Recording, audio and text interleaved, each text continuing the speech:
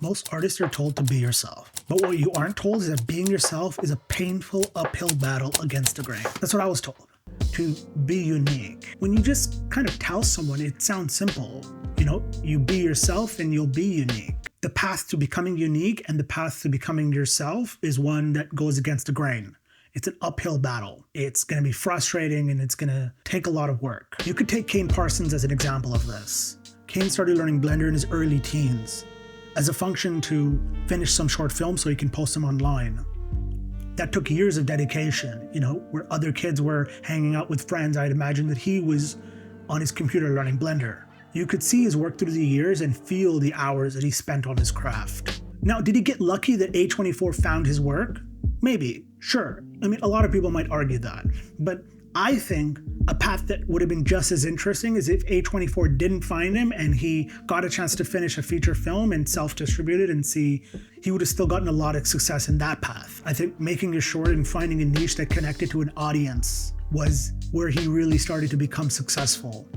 Most of my dreams are usually just me alone in some kind of space, wandering, checking it out. Whenever I can, whenever I'm in a building, any building, really, even this building, I'd like to wander around and just see it more.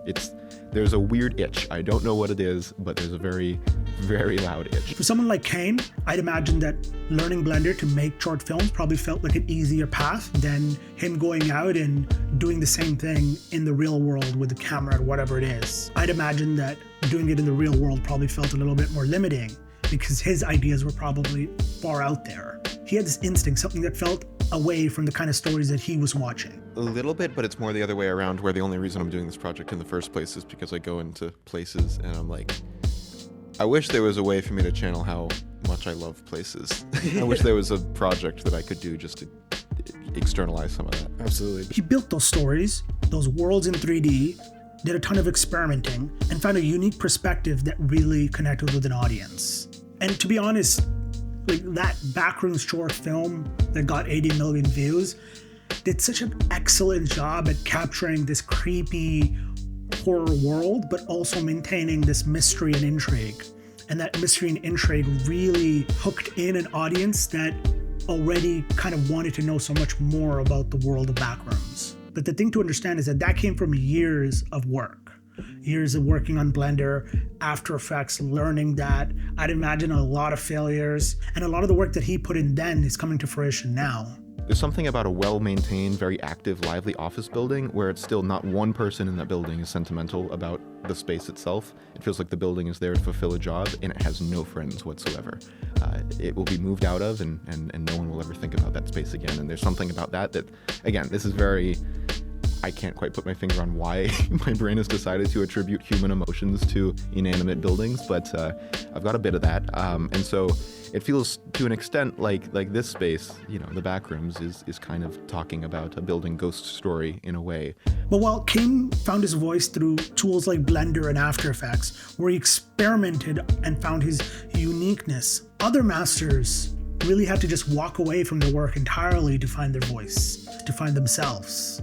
To compare someone like Kane to Denis Villeneuve, you'll find similar struggles in search for uniqueness. For Denis Villeneuve, when you hear the name, you think Dune, you think Arrival, you think Blade Runner 2049, but you don't think of August 32nd on Earth or Maelstrom. Those films are his first and his second, and he describes them as disappointing and self-indulgent. After my second feature, I felt I was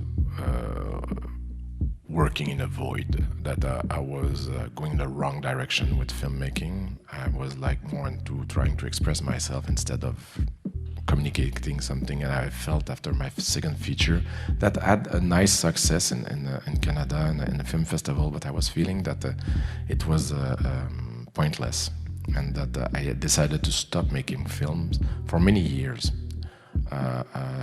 Trying to go back to film school in some ways, study acting and studying screenwriting and doing a lot of introspection to try to understand more a bit the complexity of a human being. And it's just maybe I made my first film too early. In the process to find his artistry, Denis took a 9-year hiatus. Can you imagine that? You finish a first and second feature and you think your career is about to launch, and you realize this has been a failure so far. So you take a 9-year hiatus. He spent his time finishing the short films 120 Seconds to Get Elected and Next Floor, before then making the features Polytechnique and Incendies. And by the end of Incendies, you can really tell that he's found like a real unique voice.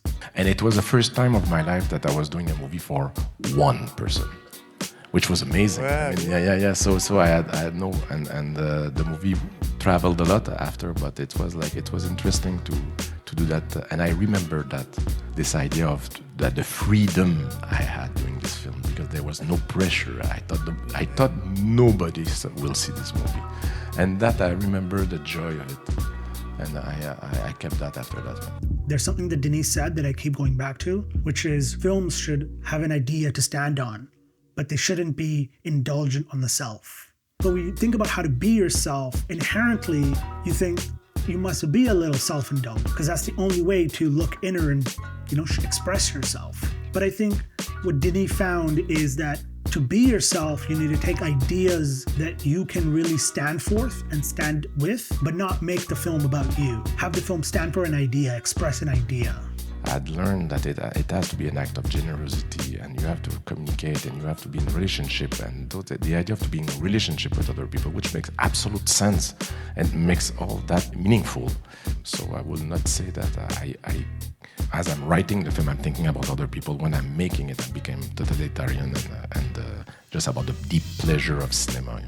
I also think that the path to becoming unique is quite ironic all over. The better you achieve your ability to become unique and tap into the human psyche, you really get thrown into this world of normalcy where you become the norm and the baseline for everything.